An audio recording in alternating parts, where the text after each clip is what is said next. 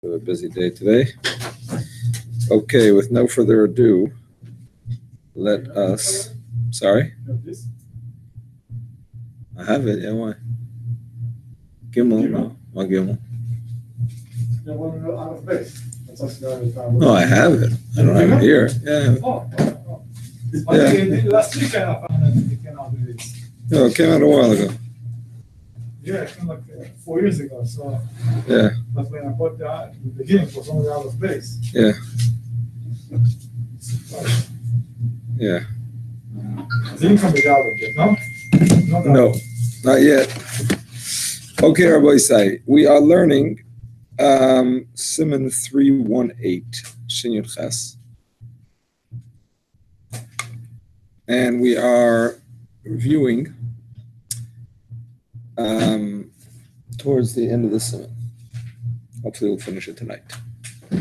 So first of all, we discussed heating up a food on top of a pot that is on the fire. Shin Yud Ches. So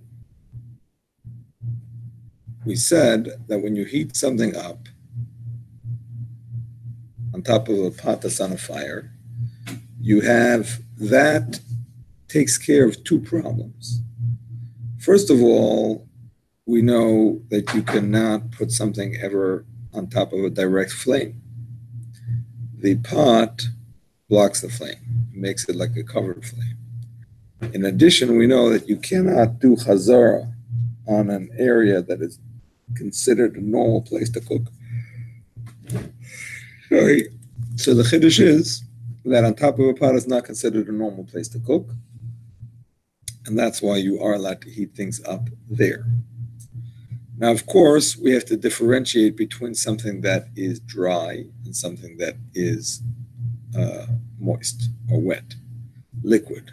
Because, of course, if it's liquid, you cannot heat it up because you have the problem of bisholach or bishol belach. If it's dry, then it should be allowed.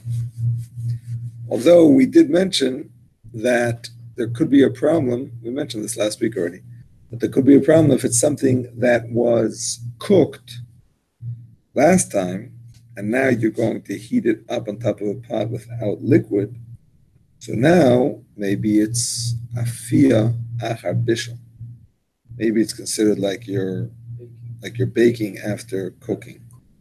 So an example of that would be if the schnitzel was fried, which although there is a machlekes about frying, but the main halach is that it's like cooking. Now you can heat it up on top of a pot. Maybe it's like you are baking it. So the simple halacha would seem that it should be asar. Once it's going to reach Yad Seletas Boy and there's no liquid, that's like baking. So basically, anything that you're warming up and it's on the dry side, it will count as afia. Exactly. Not as much bishul. Exactly. Bishul means with liquid, and afia or tzliya is without liquid.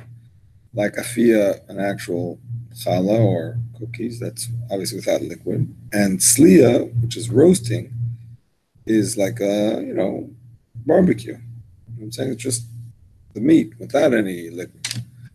So on the other hand, we did mention the Chazan Ish, who says that the whole issue with tzliya and afia versus bishul is only because it changes the taste. The taste of something cooked in liquid is different than the taste of something baked without liquid, and vice versa. So and that doesn't change the taste. Exactly. That's what he wants to say. That if you're going to warm it and it's not going to change the taste, it's going to taste the same, practically, a schnitzel that you warmed and the schnitzel. No. If it has liquid, you have a separate problem of bishul achar bishul. So in our case, it's only for dry. It's only for dry. He's talking about the difference between bishul achar afia and afia achar bishul. And he's saying that is only an issue if it's going to taste differently. as a result of being heated without liquid, it's going to taste like something baked, like baked schnitzel instead of fried schnitzel. If it would taste different, then you could say that it's aser as afiyah. But if not, not. That was a chiddush chaznish, so that's something worth mentioning. Okay. So we also discussed the question of an empty pot. What if you put an empty pot on the fire and you want to put the food inside the empty pot? Regular position or? Oh, regular position. Oh, so it seems based on the Machaber that if you have an empty pot there, all the empty pot, if it's facing up, regular way, all the empty pot will accomplish is that it will cover the fire. So that only helps you in terms of one of the conditions of Chazar. But it does not create a space that is considered an abnormal place to cook. So therefore, so you would not be allowed to put anything into it, only if you have the conditions of Chazar. Because it will count as a blech. It will only count as a blech because basically the things you put into it become, tuffle to it. It's not. But if you had water in it, you have water. Yep. Are you pouring the water out? You want to put the other food in. Only with the conditions of Chazar. Yeah, but when it's completely empty, it doesn't help you any condition of Chazar to put anything into it. Food, actually. So if it's still on the fire, not so sure. That's what we just said. If the pot was from the beginning empty, you're not allowed to put anything into it because it's considered as a blech. It's considered as a blech, but if you have a blech, you can do it with the conditions of Chazara. To put food directly, not another pot into it, just empty from one creation to this empty creation. If it's on the fire, why not? For sure. Because I think, remember, is that you cannot put anything into it if it was empty, completely empty. Or I'm just mixing it up, but I think you mentioned when it was completely empty, you can't put something into it. Why not? I don't know, maybe I'm mixing up with another one, but I just want to clarify it.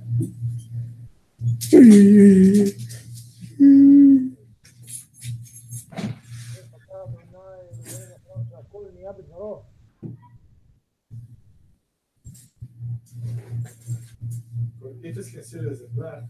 You don't put the regular soup on the blech. If you would have the conditions of Chazara, why not? If you take a piece of schnitzel and you take it from one place that's on a fire, take it from a plata, you want to put it directly on the blech, but you kept all the conditions of Chazar. Every single one. It's in your hand. It's hot. We're talking about completely dry iron. But if you were talking about the soup, from one pot to another pot. From one creation to one creation, but this one was empty, sitting on the pot. I don't know. I mean, I don't see why not. I mean, here's the thing. We said you can't put it back if you transfer it to a different kedera. Right? That's one of the conditions that has to be in the original pot. But here you're pouring it into a pot that's on the fire. You're not transferring it to another pot and then putting it on the fire. You see what I'm saying? Yeah. I think it's allowed. I don't have a proof. I'm just thinking. No, Yes. Empty pot. We're putting like another pot inside this empty pot. Now the food is warm or it's going to be cold. That's the thing. Or both. If you're putting it inside an empty pot, you have to keep the conditions of Chazar. That means you can only put it if it was already on the fire and you took it off and you had in mind to put it back and it's still hot. all of those conditions. You're not allowed to take it out of the fridge and put it in an empty pot, even if it's fully cooked and dry. Because inside an empty pot is a place that's normal for cooking. It looks like cooking. To do that, you could only do it with the conditions of Chazar. The only thing the empty pot accomplishes is that it covers the fire. Right. Let's see that the food is warm and we put it in an empty pot. That's not going to be hot small enough for that warm food. Pot is a hatmana. Pot is not hatmana. Hatmana is around the pot to put something, hugging the pot, The empty pot around the walls around the pot, that's not going to be considered as mana. Oh, you mean one pot inside another pot? Is that your question? I mean, I hear your question, but If it's very tight, if the space between is not hugging it, yeah. it's not touching It's not so practical for it to be tight. How's it going to be tight? It's going to have to be like a Lego piece, like the Russian dolls. You know what I'm saying? It's very unusual, especially a pot usually has a handle. It would be unusual. this topic just part of my head. Are you supposed to drink another Rebbeinu yain besides the Rebbeinu yain of the Kiddush in the Kiddush on it? Why? Not just another thing that you have to drink besides the Rebbeinu yain say from the Kiddush cup, additional Rebbeinu yain would consider as something, but The one doing Kiddush. the one that making Kiddush, besides the Rebbeinu yain that from the Kiddush cup, additional Rebbeinu yain. Lama. Is there anything? But he's making a sunnah. To consider as You're talking about if you're not making hamotzi. Is that your question? Hmm? If you're not making hamotzi, to count it for kiddush makom sunnah, is that what you mean? Yeah, that's what he's saying. That is true, but it's not just for the person making kiddush; it's for everybody. If you want to make kiddush and you don't want to have a meal in that spot, you can drink a revius. Mazonos is fine, then you don't have to have another revius. If you're not going to have mazonos, then you can have hamotzi. Then you can have a revius. Exactly. That's for the Kaddish. What do you mean? Everybody is here. Whoever wants to be Yitzhak Kiddush has to have a Suda. They're not going to have bread or mazonos. One revius, yeah. He's asking about the Kaddish. How I mean is that the Kaddish drinks one revius from Kiddush. Oh, does he have to drink an additional revius? That's a machlokes. It's a machlokes if the Kiddush wine counts, or if he has to have another revius. That's a machlokes. Regardless if he make a mochi or not. No, if he's making a mochi, he doesn't have to have another revius. So it's only going to be if you don't eat to make a mochi or eating the Correct. So this actually refers to everybody who's going to be yotzef. For sure. Kiddush and don't want to eat the Absolutely. No, but not in the fact that they have so No, just one, yeah. Everybody, About this. if the original cup counts. Right.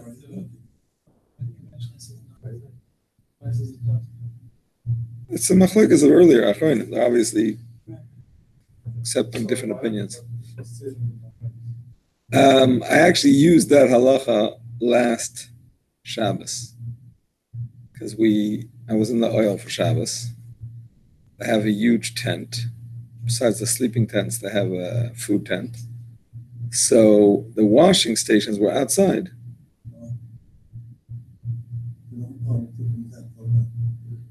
No, not in the tent. Outside. Couldn't see it from where you. What's the problem walking that far? It's a problem. It's not makom suda anymore. You wash it. I understand, but you You made a hefsek. You left your makom, and you're coming back to your makom. You left. Oh, you have to do it inside the tent. Make kiddush inside. I mean, you're not gonna make kiddush outside in the sun. I mean, no table, nothing. I mean, you could, but so you make kiddush in the tent. You go out, you wash, come back, and you eat. And what? I mean, where's the makam suda? You had a hefsek. You left your makam. Once I heard that to avoid it, even if the places that where the washing and where your table is too far, while you're washing your hand, you just while you're walking and say the bracha, try to finish it closer to where your table. That's for the natilas yadayim. Shouldn't have a hefsek. I'm talking about the kiddush makam suda. Talking about the fact that you made Kiddush, then you changed your makam before you. Okay, that's one option. But honestly, I didn't see any mezainis. I just. If you're eating bread, you're not going to start eating mezainis first. That's also true. But I just had an extra bit of wine, and I was.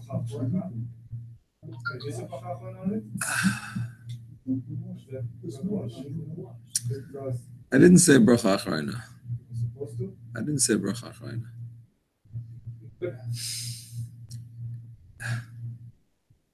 I mean, the kiddush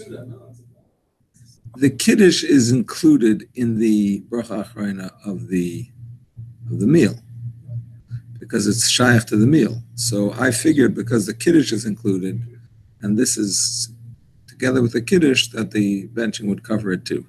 Not 100% sure about that so far. Usually, if you eat mezainos, and then you go wash your I understand. That's only because of the mezainis is not connected to the sunnah. But the wine is connected because you have to make kiddush before. So not to do it. Not to do what? You shouldn't have more than a necessary shear, huh? Is that what it says? So Because then you get something, yeah. So you should make a bracha. Really? I have to see that. For the Hagefen, I'm thinking now, it doesn't say that because it says you should drink a revius. But on the other foods, some people have a minhag of having a ti'ima of every bracha before Right. they wash. Right. So The Shabbos, Meir Shabbos, brachas, yeah. Right? So Yeah. they tell you not to eat enough to be requiring a bracha. I understand because those are for sure not connected to the meal. But here, because the kiddush is connected, we have that concept, by the way, in Brachas Hanenin, that if something is connected to something else which is connected, then it becomes connected. So the second revius is connected to the kiddush because the bracha rishayna goes for both. Kiddush is connected to the suda because it's connected to the suda, so it gets in the back door. But I'm not 100% sure. After Kiddush, we have mazonos. Yeah? And you're going to have for dessert the same mazonos. Would that be considered part of the meal still? That could work, yeah. You wouldn't have to make an after bracha. That could work. If you make a bracha on something before the meal, and that's going to include something in the meal, then it could be covered by the benching also.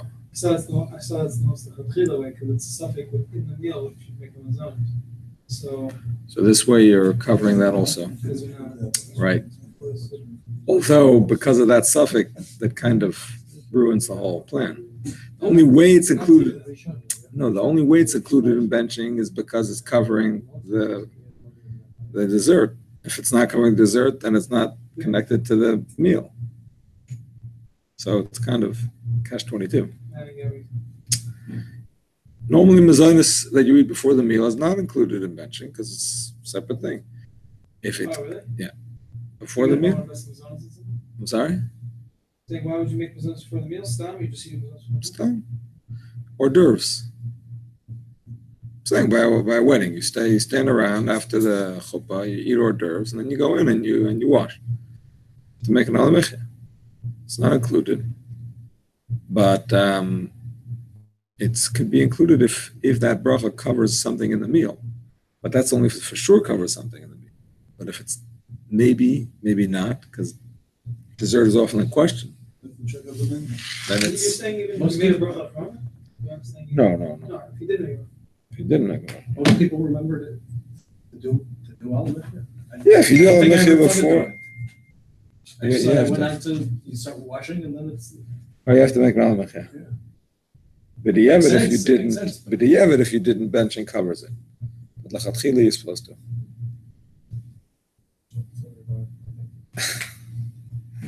Yeah. I texted you something. It's a shaila, by the way, every sukkah also. Every sukkah, and almost every sukkah. Unless you have a sink in the sukkah. Well, what do you do? I'm outside the sukkah. Outside, but you can see it? Yeah, of course. Okay, if you can see it, you're good. My sukkah is actually adjacent to my house. It's like you don't have to walk into it's House is the part of porch. the wall of the sukkah. The porch, exactly. So it's like a room. But if you have it separate, it becomes a shaila of Kiddush Makom Suda. What's the ideal thing to do? Eat, drink ravias. Make sure everyone drinks ravias. That's one of the eitzes, but it comes out according to the Mishnah Berurah that you don't have to. comes out according to the Mishnah Berurah that because it's l'tzoyrech, you're going into wash l'tzoyrech l'suda, that it's not a hefsek. So what about yours? Whatever, it's a chiddush of the Mishnah Berurah, which is not so clear according to Alter Rebbe, which is why I did it. But according to Mishnah Berurah, you have that head there. Yes, Yoram, speak. Like I should. I send you text. Take a look. The question. I Your send you a speaker is text. like really low. I I'm putting you on 100%. I send you a text. Oh, now I hear you. The text says what to do when one of the kids has his hair stuck on the bed on Shabbos. His hair stuck on the bed? What? Let's say stop. What's up? What's up? In the middle, whatever. Yeah. No, in the spring, in the spring. Stop. Hair? Yeah, the hair. I don't know. That's too hard for me. That's too hard for me. The hair. You know the hair? Hair stuck in the bed? Yes. That once happened to you? I'm asking what to do. Don't ask me. Save it for somebody else. Halakha v'Shabbat, Rabbi. I don't know. On something, you cannot take it unless it's going to rip it off the car. The Arizal once kept his hand in his beard the whole Shabbos because he was afraid if he would take it out, he would be taking out a hair. Okay, you can do that, but what's up when the kids want to go to the bathroom? I don't know. Stop. You'll have to find somebody else to ask that question to. I asked somebody else, and he said it's a tsar. Now, if you cut, it's gozes. It's no good. But because it's tsar, you do it in shinui. All right. If you ask somebody, it's on him. All right. Better to be stuck. I don't know. Better not to get stuck. It's better not. But the kids, is going to cry. I don't know. I don't know. I mean, like, what? I mean, it's a good question, Rabbi. I don't know. Okay, we'll figure out. Very good. Okay. So now we had a halacha about ambati. Ambati, a bath. We had the halacha that an ambati is more strict than a regular kli sheni. In the Rishonim, actually, it's not clear if the ambati is a kli rishon or a kli sheni, and so on. But the way the Mechaber brings it is that ambati is a kli sheni, and it is more strict than a regular kli sheni. And that normally a kli sheni says doesn't cook, at least certain things doesn't cook. And ambati is more strict. Why is ambati more strict? Because they heat up the ambati to a high temperature. Plus, it has a lot of water, so the volume keeps it hotter. So the maisa, we don't really have that halacha so negei l'maisa unless you happen to be dealing with mikvahs and filling mikvahs or whatever. But practically, the Chaya Adam, this is the Chiddush of the Chaya Adam, says that a very hot Kli Sheni has the din of a Kli Rishon. And that was the concept of Yad Nichvis Boy. Nichvis. Nichvis means burned. As opposed to Yad Soiledes Boy, which means that your hand draws back when it touches, draw your hand back, but doesn't actually get burned. Just draws your hand back. Yad Nichvis Boy is so hot that your hand gets burnt. So the Chai Adam says that is like a Kli Rishon. Let me ask you finally for physics.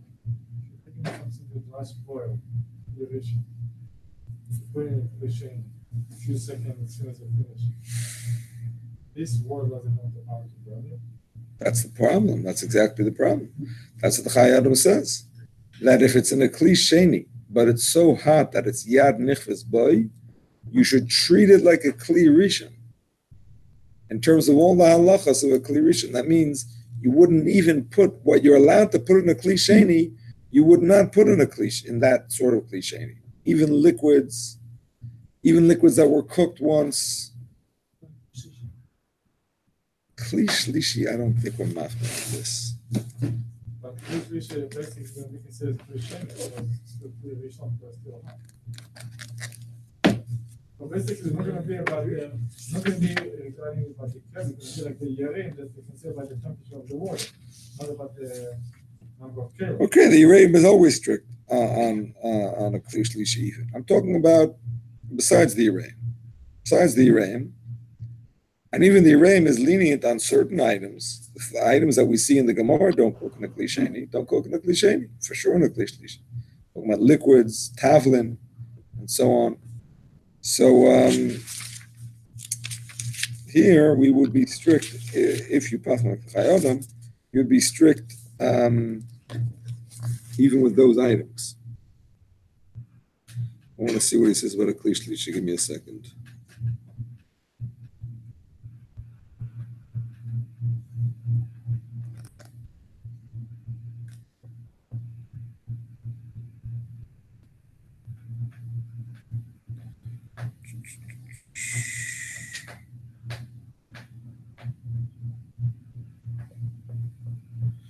Okay, I'm not 100% sure about a Kli Shlishi. I thought I saw it here, but I'm not seeing it at this moment.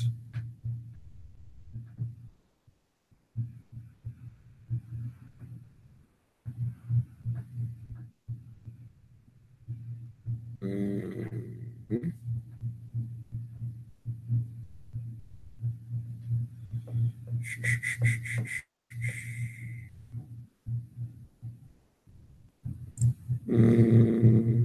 Okay, I'm not sure. Okay, so Lemaisa, Yesh Mokam Lahachmer. Yesh Mokam Lahachmer. With a Kli Sheni, not to put in liquids into a Kli Sheni if it's very hot.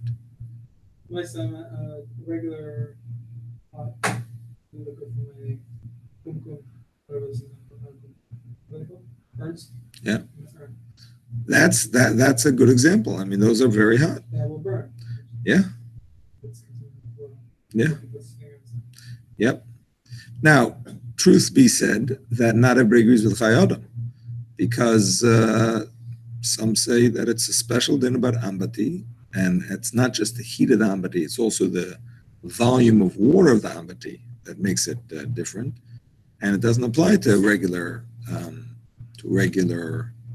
very hot Kli Shenis. In fact, I think the Chazon Ish says that the proof of the Chayodam is from Yerushalmi.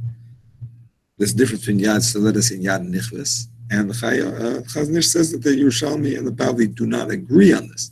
It's a chiddush of the Yerushalmi, which we don't find in the Bavli, and it's not lahalacha. Nevertheless, Chazon Ish says it's a good thing.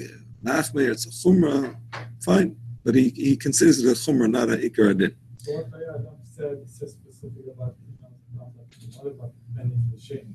No, Yad Nichves boy. Yad Nichves boy. That's what he says about. It's a very hot Kli Sheni that your hand would burn. But he talked about Ambati or about any Kli Sheni. Any Kli Sheni. Any Kli Sheni. Yeah. Ambati is a proof to his halacha. He proves it from the Yerushalmi. But the same thing we find by Ambati. See what I'm saying? He actually doesn't base it on Ambati. He bases it on Yerushalmi that talks about Yad Soledes versus Yad Nichves. But the idea of the Ambati is brought to support. Ambati is a bath. A bath. They prepare water for bathing. So they would heat it. Well, it seems to me, I mean, obviously you don't want to get burned in a bath. They get it like that and then cool. And then or they probably add cold water. I'm talking about during the week. I'm talking about on Shabbos. Shabbos, you can't even bathe. There's no way to measure. There's no way to get it to the temperature just nice. Meaning there is actually a fire underneath. You can just get it to the temperature you want it to. Right, but that's Kli Rishon. So here it seems like we're talking about a Kli Sheni. So it seems like we're talking about a situation where you're heating the water on a pot, you're pouring it into a bath, and probably the plan would be to add cold water before going into that bath, because you're not going to burn yourself. But until you add that cold water, it's very hot, and people do it that way because they want to have, They don't want to, you heat it up so that you'll be able to then add cold water and it'll still be warm. You know what I'm saying? Okay, so wait, but I understand that on See what I'm Friday saying? you're allowed to do it, but on Shabbos you're not allowed to take your bath. Yeah, So so what's the? what are you doing with the ambati in your house? It's Yeah, left over. It's left over from your Friday bath. So why anyway, you're not allowed to go into. So what's the big deal if it's yatzoled or nichlat bo, like you're not supposed to use it? So I know exactly what. What's a practical case? I mean, If it was useful bath, though, you're not doing it on Shabbos, regardless. The Rishon, the Shlishi, the Chamishi, you know, it's not what. for argument's sake, I don't know exactly, but for argument's sake, talk about a bath that you never used. You were planning to use it on Friday. You didn't get a chance to use it, but it's clean. If you would have used it, I'm just saying, if you would have used it, you're not going to drink, and you're not going to make it for Shabbos either. So you were planning to use it, you didn't get around to it, and it's still sitting there. So wait. So the water is clean. So that's what we say this on. You're taking out water from it. Now, if you take water, it's a kli shlishi. Now, that's okay. What are you going to put in it? Saying you can't add to it. You can't add to it. You want to You add. cannot warm up all of milk for the baby. No. Or let's say you want to add to it because you can't bathe your whole body in it, but maybe you want to just put your feet in it. So you want to cool it off. You'll add some water, and put it your tired feet. No, can't add water. Something like that. Okay. Let's talk a little bit about a hot kettle, even though it's not so practical. But so if a kettle is heated on the fire and then it is emptied, are you allowed to add cold water? Completely emptied. You have a kettle. It was boiling. Took it off the fire. You emptied it completely. You poured out all the hot water. Are you allowed to add cold water now to this hot kettle? It's machloket, Rabbi. Machloket. What's the machloket? I heard if you put a lot of water one time, I think we studied that. It's okay. Nachon. If you put a lot of water at once in such a way that the water is not going to get yatzer lettuce, but only warm, right? Because you put a lot, then it's okay. And then you can put back on the. No. Oh. You just want a warm water. You want to get some warm water. Now the problem is, why is that not considered tikkun kli?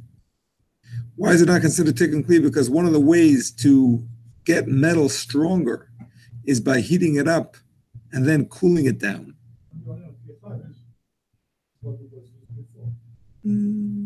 No. Doesn't say that it's only a kli chadash. Who said? Yeah, man. I don't think so. You're talking about a kli cheres. The first time you heat up a kli cheres, that's a tikkun, but not after the first time. But when it comes to matechas, even after the first time, if you heat it up very hot and then you cool it down quickly, plunge it in cold water, that strengthens the keli. So the answer is, there's different ways of explaining it, but two ways that we'll mention is that because it was on the fire with water inside of it, so it actually never got that hot. In order to properly strengthen it, you would want, not on Shabbos obviously, but during the week, you would want to heat it up without water so that the metal gets red hot, and then plunge it in cold water. That extreme change in temperature strengthens it. But when you boil it with water, it never reaches a high temperature because the temperature transfers to the water, which boils at 212, and that's it. It never gets higher than 212. So therefore, that is not high enough of a temperature to successfully strengthen it when you add cold water. So that was one opinion. The second opinion is a very interesting Maggid Mishnah which we actually, I don't know if we mentioned it, but the Poskim do mention about different malachas. Maggid Mishnah says that Tikkun Kli depends on your machshava. It's a very big chiddush, this Tikkun, this Maggid Mishnah. Maggid Mishnah says Tikkun Kli is like, it's like relative. What's a Tikkun, what's not a Tikkun? And the fact that this is a Tikkun is only a Tikkun if you want it to be. If you don't want it to be a Tikkun, it's not a Tikkun.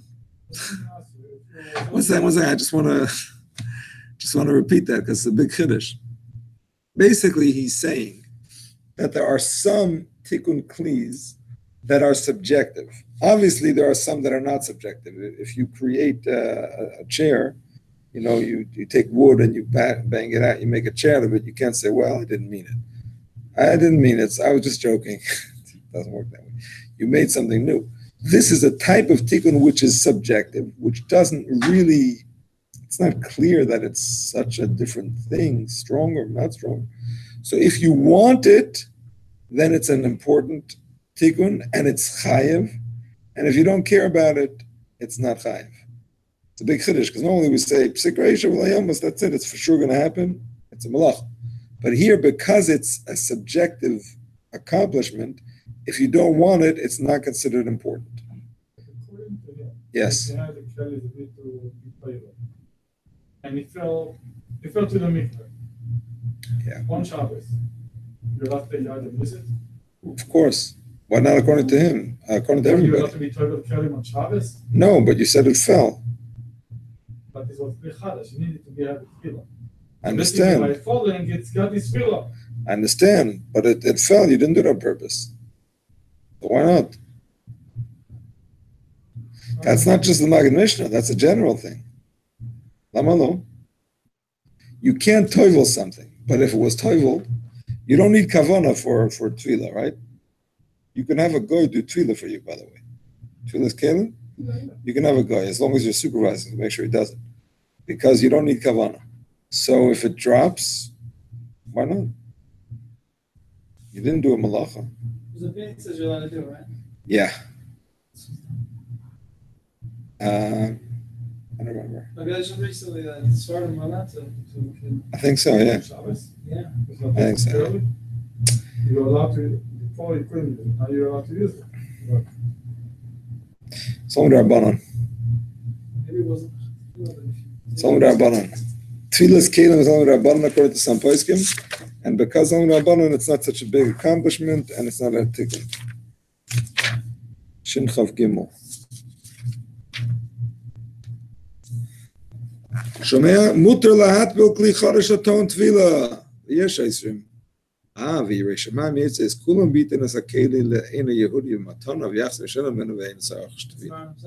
That's Maran himself. Right, that was the Yeah. Good to go. Tchili give it a go. But the first opinion he says is that it's mutter. Any advice on how to approach such a situation? if you need to again, you take my time. You just you say it's it's a ritual thing, and for ritual religious reasons, I need you to own this, please. So if you don't mind, I'm going to give this to you as a present, and if you don't mind lending it back to me, I'll say sure. I don't know what you're talking about, but that's fine. And you don't need a tefillah after blessing. No, until after Shabbos. What?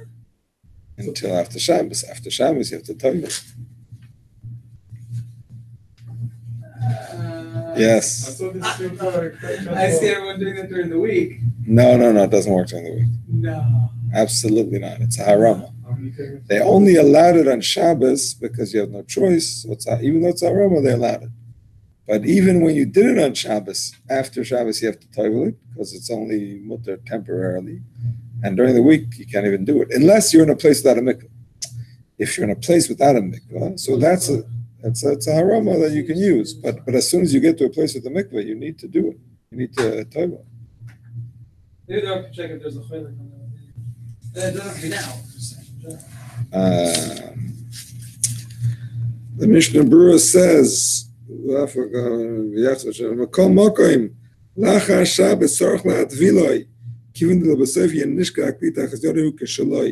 King Kosabatazi Ralaze, Komokim it will believe bracha. Yabul Piachim Ivarcha Shneim. Good enough? No, I'm saying right. It's not right. I don't know. No, I see. I'm going to start telling people that they do that with tefillah. They think it's either tefillah or give it to a goy. No, definitely not. Okay? Definitely not. It's a harama that the Chacham only allowed in Nashas Abchak. The reason for tefillah's kelim is because there's tuma in the item because it was manufactured by a goy. Yeah, not even manufactured, even just owned. So what's the shot that I can own? And tuma. So why if I give it to a goy, he gives it back to me? He doesn't give it back to you. He lends it to you. Loaning it to me. Why He lends it to you. you. Because it's only when it's coming into the possession of a Jew, you want to be metaharid from that potential tumah that the goy has. But if it's not in your possession, chamor masakin, the whole thing is when you bring it into your possession, so you want to symbolically show that it's leaving that state of tumah. But if it's not in your possession, then they want masakin. It's not tumah because we don't even keep tumah metaharid. It's the fact that the goy could use it for not kosher gives it some kind of stigma. You know what I'm saying? So that what would mikvah do for if you use it for non-kosher? he didn't use it for non kosher. If he would use it for non kosher, he would have to kasher it. So I'm asking. The fact that he could have used it for non kosher gives it a certain spiritual blemish. The fact that it's a potential thing. Is that what it is? Yeah. Interesting. Potential tumah is also tumah. Big muscle. Tremendous musar. And I'll tell you a story. Since it's Yud Beis Tammuz, special day in the Chabad calendar, the previous Rebbe was freed from jail in Soviet Russia, 1927, the Frierdiker Rebbe. So I'll tell you a little story, Hasidus story. It's talking about potential tumah. So there was a bacher in Lud, in Yeshivas Lud, which was the forerunner of Kfar Chabad. And Rabbi Shlomo Chaim Kesselman was the mashpia. He was like the Hasidic teacher. And he was always on this bacher's case to daven. To daven with more, daven ba'avoida, as they say. To daven with sincerity, longer time, That's what Rabbi Shlomo Chaim would push the bacher to do. And this bacher wasn't into that, Every bacher has their thing, and he wasn't into that. So it once happened that the bacher had to go to Tel Aviv. The doctor's appointment to go to Tel Aviv, got permission, went to Tel Aviv, and it so happens that he missed the bus to get back to the yeshiva. The night bus. That's it. Once you miss the last bus, you're stuck. So he had an aunt in Tel Aviv. He stayed at his aunt's house. And he and then he came the next morning back to the yeshiva. So soon after that, there was a farbrengen. And Rabbi Shlomo Chaim was farbrengen, and he was saying, how could it be that a bacher in this yeshiva went to Tel Aviv, and he was there at night, and he went to the cinema. A bacher in this yeshiva should go to the cinema. He was going on and on about it. So, the bacher knew that he meant him, but he didn't go to the cinema. So he went to Shlomo Chaim, in between the sichas, by the singing or something. He said, Rabbi, I didn't go to the cinema. I went to my aunt. You can call her. I spent the night there and I came here. So he said, you don't understand. If you don't daven ba'avoda, you could have gone to the cinema. What stopped you? There was nothing stopping you from going to the cinema. Anyway, so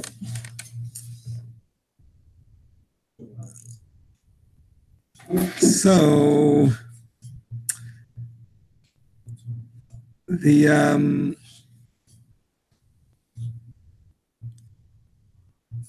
okay, let's talk a little bit about a thermos, which has a few issues. First of all, is a thermos hatmana. Actually, it's just keeping it warm. It's keeping it warm. But are you allowed to pour into a thermos on Shabbos? Add to it or form? No, it's empty. And you want to put from the urn into the thermos on Shabbos. These are new cases. Do we know this? Maybe not. רביי, Yes. מומלץ כוס שני לכוס שלישי לתוך התרמוס. Why כוס שלישי? למה? לא, כוס שני. למה? אתה רוצה לעשות ישר לתוך התרמוס, למה לא? למה? כי זה יהיה כוס ראשון, כי זה עובר אז מה? ישירות. לא, כלי ראשון זה ה-urn, זה ה-chinik, how do you say it in Hebrew? מחם. כוס ראשון זה, כלי ראשון זה המחם. אתה רוצה לשים ישר מהמחם לתוך התרמוס. אני חושב שזה בסדר, כי זה רק מים חמים. כן, רק מים חמים, למה לא? כן. Is it התמונה though? The problem of Atmana is that it's לא, זה כמו כוס. It keeps the heat. what's the difference between that and a cup? It's not heading it. Oh, that's the thing. So here's the thing. It's not heading it. It's keeping it. No, it's keeping it is a problem on Shabbos. You can't put towels around a hot pot on Shabbos because you're not allowed to insulate on Shabbos. This one will be considered originally one kilo. Oh, so that's the thing. Because it's one unit. It's not Exactly. Like the extra, Exactly. I mean, Lamaisa, the way they make it, it's made with two keli because the whole point is that it's a keli with a vacuum of no air in between, space in between, and then another keli around it. But Lamaisa, it functions as one keli. I mean, nobody takes it apart unless you're a guy who tinkers around and whatever. But normally, you never take it apart. So it's treated as one keli. So therefore, it does not have a din of hatmana. That's what the poskim say Lamaisa. Okay, so let me ask you something else. Does the thermos have a din of a kli sheni, or is it still a kli rishon? You want to save energy, so you don't make a urn on Shabbos. You make a thermos. Shabbos morning, you want to make a coffee with the water from your thermos. Can you treat that water like a kli sheni, and therefore you can pour into coffee, tea. Next cup should be a kli shlishi. Never was an apply, so never got actually the title of Kli It always was Kli Sheni. According to the Chaya Adam, it would be Oh, that's the only thing. So Lamaisa, the poskim say that it has a din of a kli sheni, even though, I mean, its walls don't really cool it down. But Lamaisa, it's not a kli rishon. It doesn't have walls that heat it up. You have to limit how long it's going to stay warm also. That's also true. It means that it doesn't cool it down with the time. So the walls of a thermos don't keep it hot. They maintain the heat, but they're not themselves hot. Let's put it that way. So therefore, they don't have the new kli rishon, and we're not going to be machadish, a new geder of something that's not a kli rishon, but not a kli sheni either. So the person say it does have a din of a kli sheni. On the other hand, it could be very hot, and therefore maybe we should be strict as a yad nichvas boy, and so on, like the Chai Adam. That's a separate issue. But in terms of the actual status of it, it is a kli sheni. That's what they say. Even for Yad Adam, let's say on Friday night, very short time after Shabbos, it can be very hot. But on Shabbos day, there's no way the same word can be some time. Yeah, depends. Yeah, that's true. That's true. Okay, let's talk a little bit about a ladle. A ladle has a din of what? A kli rishon or a kli sheni?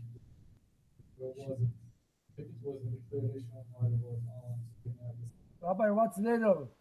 Matzeket. Rabbi, second. Yeah, clear ראשון, Rabbi.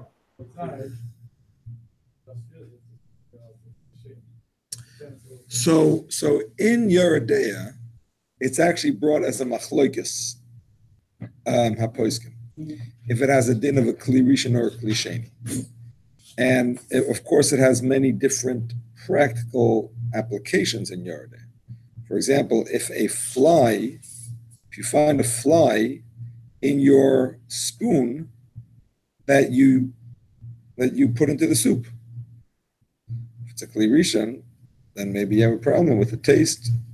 But Lashishim not. I mean, the truth is, we pass like the Rashba who says that the taste of flies is a bad taste, and therefore you don't have to worry about the plata and the keli. But in theory, any other non-kosher item in a ladle, maybe in the pot it's batel b'shishim, but once you take it out of the pot in the ladle, maybe it's not batel b'shishim, and maybe then you have the problem if it has din of a Kli Rishon that it absorbs. So that's one practical application. Another practical application of that is kashering. If you want to kasher using iri Kli Rishon, which perhaps you can, if it's something that was used with iri Kli Rishon, you can kasher with iri Kli Rishon. Is a ladle like iri Kli Rishon or not? So many different applications. Lamaisa, it's a machlokes. However, here. If you're keeping the manteca inside the pot while you're boiling the water, So there will be vital from it. They have the same.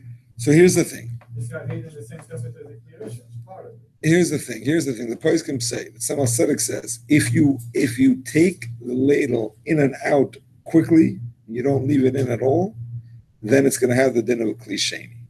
Because the whole concept of the Kli Rishon is that the walls of the Kli Rishon were heated by the fire. And here, if you didn't leave it in and out, it was not heated by the fire, so it's going to have a din of a Kli Sheni, no question. On the other hand, if you did leave it long enough in the pot in such a way that it's like literally boiling, which is not so practical because we don't really take stuff out of the fire, out of the pot that's on the fire. You know what I'm saying? So how's it going to be boiling once it's off the fire? Why does it be boiling? Just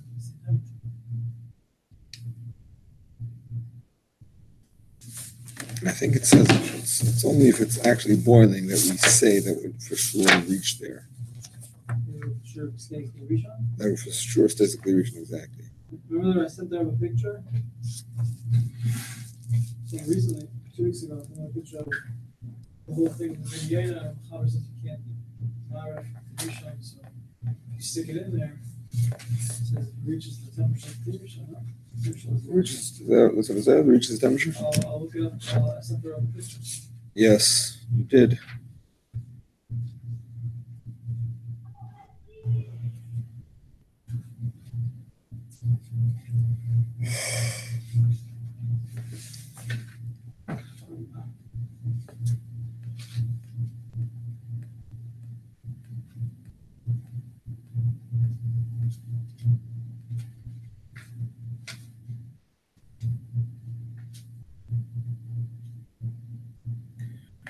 It says, Ad sha'ala haritichut b'tocha. Retichut, exactly. Retichut, Yeah, no. boiling. Yesh lagen Kli Rishon. Yeah, that's what he says. Hela Rasicha. Rav Shorkosh brings it from different poskim. Hela Rasicha. So, if it actually boils, then it has a din of a Kli Rishon.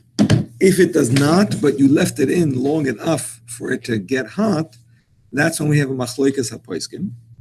And Lemaisa, he says you should be strict. You should There is an opinion. Sorry, there is an opinion that says until it gets hot. Yeah. That the temperature. I mean, So in my case, long enough to get hot. in my case, the crock pot on low, where I put it on low the whole Shabbos, take it off, I had it on low the whole time I'm cooking it. It doesn't get to a boiling. Right. So I wouldn't be able to use this whole 10-minute trick. Right. When would you want to use it? How would you want to use it? No. I'm talking about the water. Yeah, the water is what you would want to use it. Well, I don't think my mincha is not boiling at all times. Not at all times, but it has cycles. Presumably, presumably the way it works is Shabbos mode. Every 10 minutes it boils, or maybe every 15 minutes. I'm just saying it's a fixed cycle as opposed to that it's affected by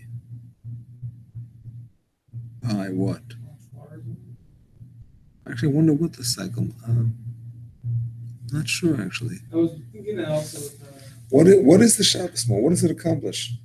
what is the regular one then? No, what is it? What does the Shabbos mode mean by an urn? What does that mean?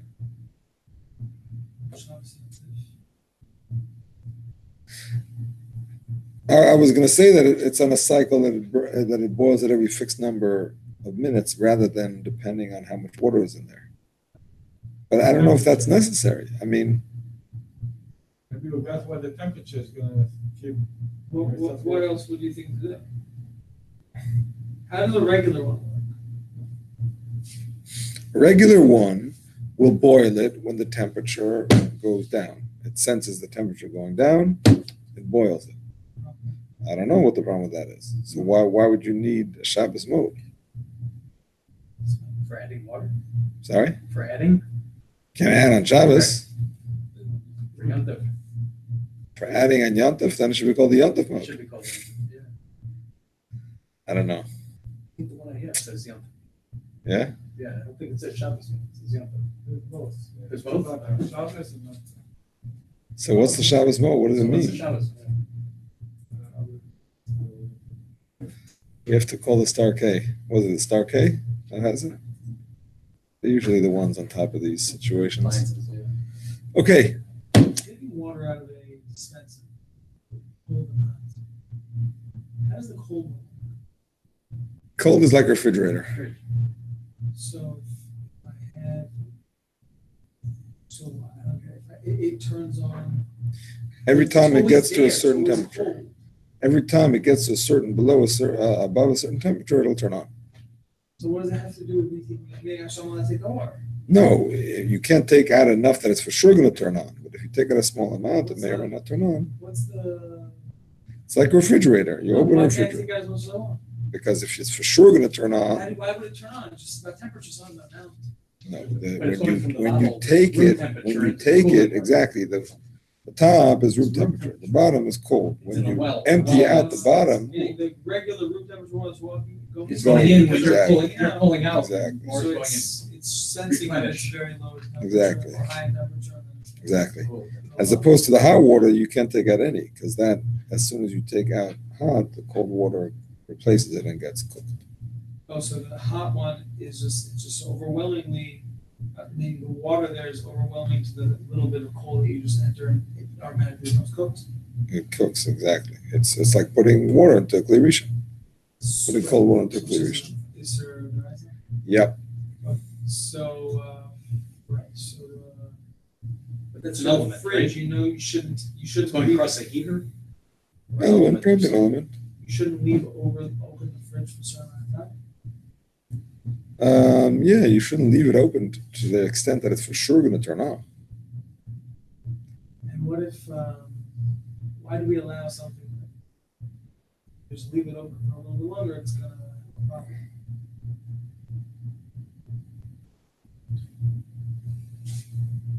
I don't know. Usually we say we don't let you go there, meaning something that's not gonna, I'll put it on this plot until right before it gets out. So Right, but that's an Issa Deraisa.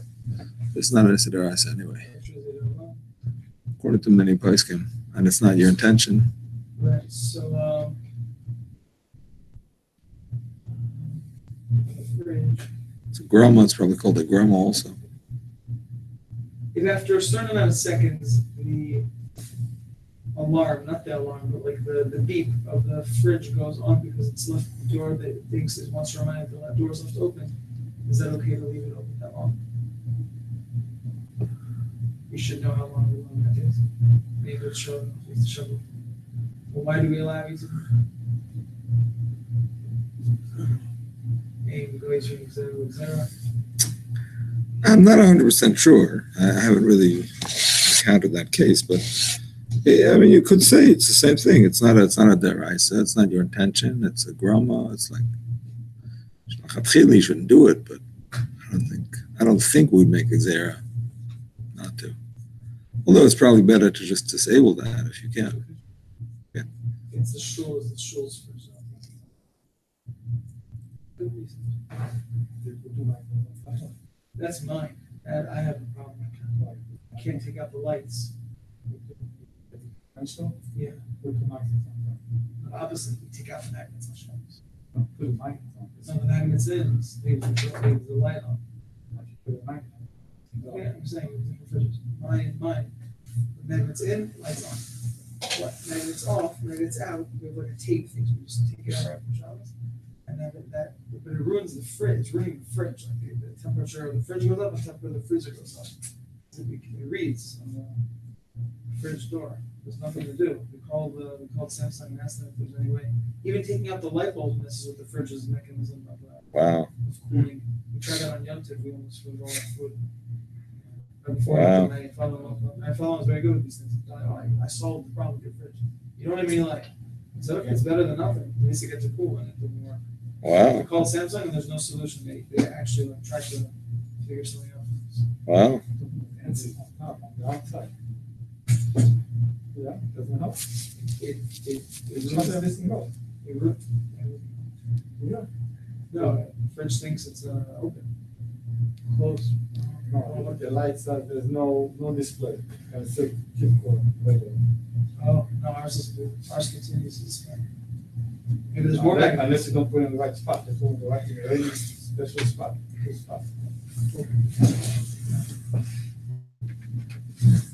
Because it can't be that. That was strange. I'm not talking on it. You put it up on Saturday and Yeah, no. and it's set them to special spot. Yeah, we have to address the spot. Not on the side. Okay, Rabbi Sai. Let's continue.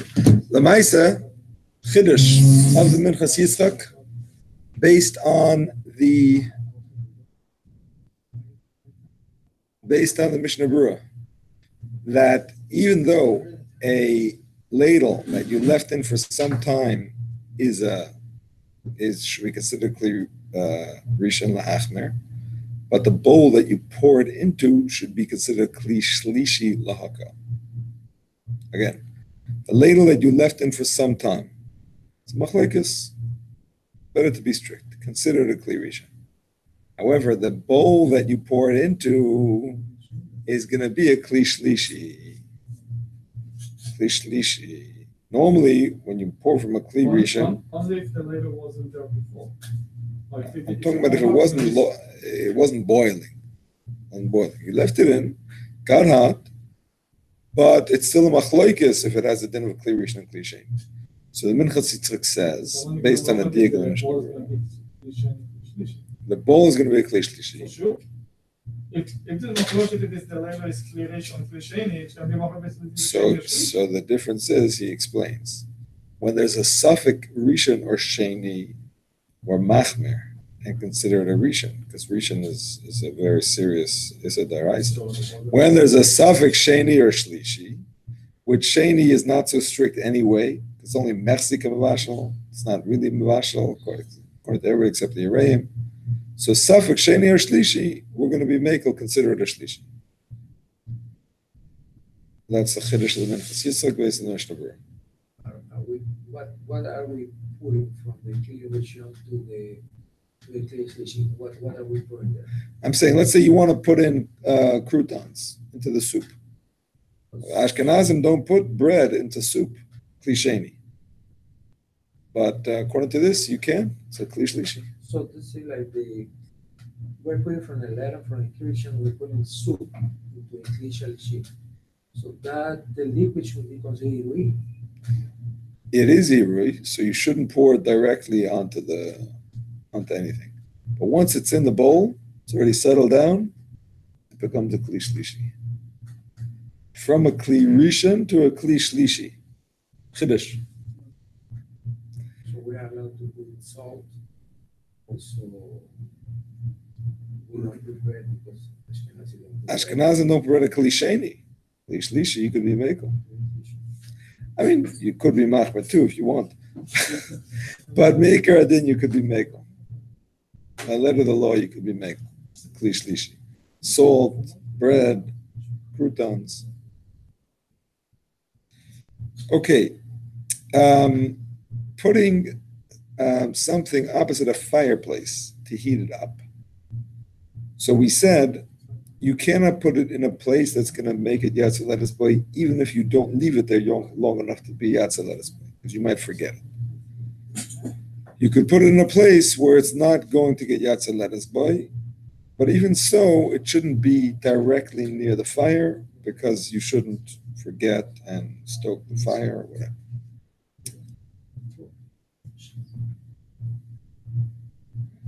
Okay, I saw two opinions about a Sephardi asking an Ashkenazi to heat up a lach shenetztanen. Again, when we say ein bishul, yesh bishul achar bishul, a lach. Machloikes Ramon Machaber very significant. The Machaber says once it's less than Yatsa Lettuce Boy, gone. It's considered not cooked. The heated up is an Isur D'Oraisa. Ramah says, nah, as long as it's a little bit warm, you would still eat it, you would serve it to your guests, it's still considered cooked. So, is a Sephardi allowed to ask an Ashkenazi to heat up his soup that's a lach shenetztanen?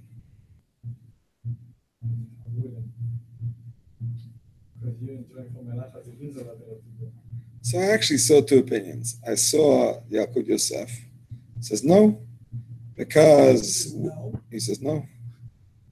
He says we paskin, it's right in paskin that it's considered cooking. So you can't ask somebody to do it because we consider cooking. You can't ask them to do it. I heard him around 2 years, many times, not many times, 2 times, say that on Friday night the cholent went off. The cholent was about to burn his yeshiva. He called in an Ashkenazi and told him to put the hot water from the urn into the cholent pot. Who was it? Him. Yitzhak Yosef? Yeah. Same author. Same author. Wow. So what's going on? He changed his mind. Which came first, the book or the Baal Peh? So then we should go by the Baal Peh. But it's strange, because if he's telling something that happened in his yeshiva. Anyway, Shlomo Zalman says differently. Shlomo Zalman says, what's the whole concept of lifnei iver, le'sitem mechshel? What's the problem with telling him to do it? Lifnei iver, right? He's doing it. I'm not doing it. So what's the problem? Lifnei iver, le'sitem mechshel. I shouldn't put a stumbling block in front of the blind. But he's not doing anything wrong. Okay, that you could also say it's only, you can be soymech to be nana is only nesed rabbanon. You can be soymech on the that even the Yaakov Yosef says if they did it already, you can enjoy it, because to be nana melachas iser is only a rabbanon. For that, you could be soymech on those that are make. But the ikar thing is to tell him to do it. So Shlomo Zalman says you're telling him to do something he's allowed to do. So what's the lifnei iver? It's for you. No, by the guy, he's your shliach. So why over here is he not your shliach? That's a good question. That's a good question. But in general, do you like to enjoy malachas that you're not allowed to do? Someone else did? Sure. Very. There is more room for leniency. I asked you, remember the same question with opening the cans, you're not holding it open, you're not allowed to do it to open it. If someone else open, you have to keep the feet. You enjoy from a lot of someone else did. Right. That you're not allowed to do. Right. What did I say? It depends according to which way is open. So here's the thing. The Alter Rebbe is more strict than the Mishnah Berurah about this. Mishnah Berurah holds that whenever there are poskim that are mekel, you could be mekel b'di'evet. Because even if you can't do it, but you can be nana from it. Because legabe hana, it's only nesed rabbanon, so you can be mekel. Alter Rebbe holds, he says in parentheses, he's not sure about it, but Lamaisa, he says, you could be soymech on the lenient opinion if it was an Isser Rabbanon. So an Isser Rabbanon and some allowed it, you can be nana. So wait, so you have a mitzvah to No. So it should be allowed to use. So I'm just saying, according to Alter Rebbe, it's not pashut. According to Alter Rebbe, it's not pashut. But in general, I heard that to be able to save your child, you're allowed to be married from outward from creation to relation. Yeah. But you don't have a question with your warrior and going to be fleshing after it or not. Yeah. Ashkenazim. Ashkenazim allowed. Rabbi Yoina is strict because he says that once it comes out of the Kli Rishon, it's not as hot, and then you put it back to the Kli Rishon, it's cooking. Sephardim go by that, but Ashkenazim go by what you're saying. So Ashkenazim, they're not allowed to be married from Kli Rishon to Kli Rishon. But why not? you said Ashkenazim not allowed to be married or on the child. Why not? You just said it. Ashkenazim, yes, Sephardim. Sephardim. But they're allowed to warm up something with liquid. That was still warm. That was still warm. You know, That was still warm. So in a certain place, they very much compare, but otherwise it would be less pressure. Why? Ashkenazim are lenient on both of those. Why are you saying You're that? not warming up something with liquid. Ashkenazim are lenient on both of those, yes. Something that was... You warming up something That was... Saying. Chabad, no, Chabad don't warm anything. I'm talking about liquid that was still warm. Oh. Lach Shenetstana. You're talking about liquid that was still warm. That's the Ramah. The Alter Rebbe passes like that. It's still warm. What, from the Kli Rishon? From the Kli Rishon. What if it was on the top of that thing? when it was from originally heat, not that. Yeah. Everything. From the Everything. night before. Everything. Then it wouldn't be still warm.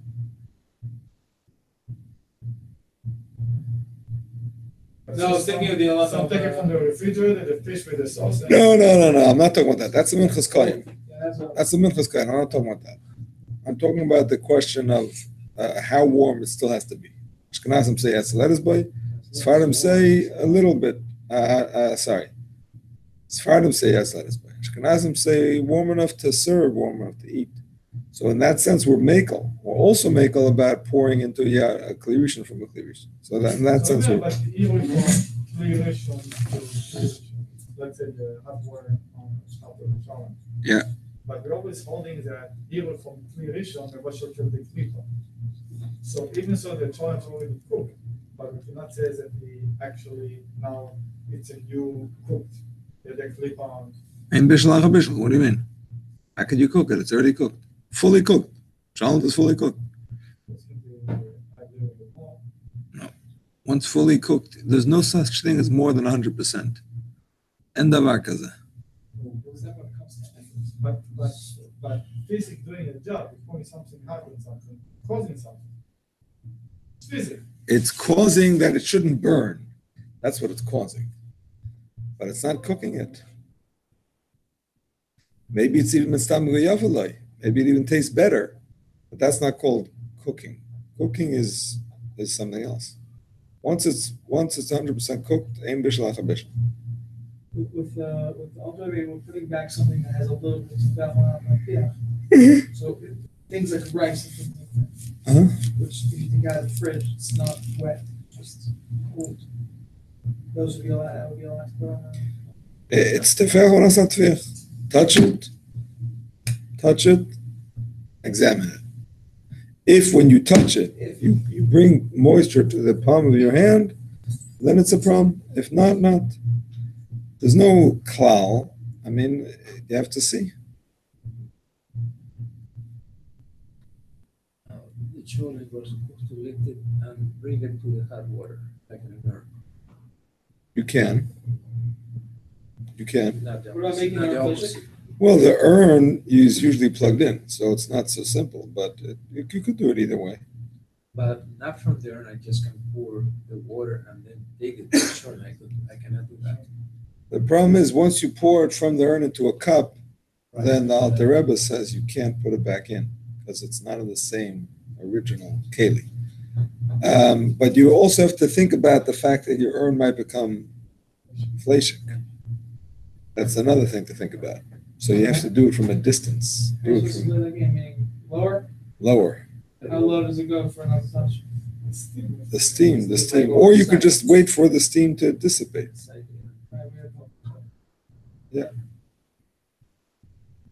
So for sure, Sparty's allowed to ask a goy to, no, or if he's allowed to ask an Ashkenazi, he's for sure allowed to ask a goy. Okay. Sparty can ask an Ashkenazi, obviously, it's what we're saying, but the, or Machlok is or Meister, if he was doing that. Yeah, They can still warm up certain tests. correct. It's a difference though. Difference. I'm saying like, what's warm up to serve you guys? Just anything not room temperature? Any touch of warmth? There is no temperature. It's really a subjective thing. If a normal person would consider it warm, like, the guest's not going to say, what is this? I mean, what's wrong with this guy serving us cold soup? There's no specific temperature given. So warm, people are expecting some really warm soup. No, depends. I just will mention two pshatim that we had in that Ramah. Even though we're doing Chazar here, we clearly can't go into such detail, but it's just worth mentioning. We had two ways of learning pshat in the Ramah. One is that the Ramah really holds that lach shenitztanen is really ein bishul acha bishul. Maker hadin. It's a chumrah to say that it should still be warm, and the purpose of that chumrah is to make sure that you only heat up something that was once cooked. If you would be allowed to heat up something that's not warm, you might end up heating something that was never cooked. By saying it has to still be warm, you'll make sure that you're only heating something cooked up. So it's only like a gzeira, like a geder. Others say pshat Ramah just the opposite. He holds that meikar hadin lach shenitztanen yesh bishul acha bishul. But he says that as long as it still has the effect of the bishul, to the extent that people enjoy that effect, we still say ein bishul acha bishul, even though it doesn't have the yatsa lettuce boy, which is the normal status of bishul, but it has the effect of the bishul to the extent that people treat it like something warm. So it's a lenient position within saying that there is bishul acha bishul as long as it has what people consider warm. So it's a leniency, not a strictness according to that. All right, so we're basically finished, but we still have to discuss basically moilid as well as stirring or taking out of a pot that's on the fire. We will cover that in tomorrow night, and then move on to 302, which is the halachas of clothing on Shabbos, washing clothes and squeezing clothes, rain and dew and all kinds of exciting things. Next week there's no class. And the following week also. Following also not. But what I would like to do is to record some sessions and send it to you together with some review sheets, because we're falling behind in this Robert, can you review. send questions? And do you mind sending questions about what's the problem, like, just make it easy to review. If you have it, you have some. If I have it, it's time to make it. I think If I have it, yeah. if I have it, I can send it. I can look. Lean at it, I'll look. Send me all the questions you have, so. I can check. Can't promise, but I can check. Very good. Sure. Cool, Tuv. Monday? On Monday, yeah. It's a shame. Yesher koach. My pleasure.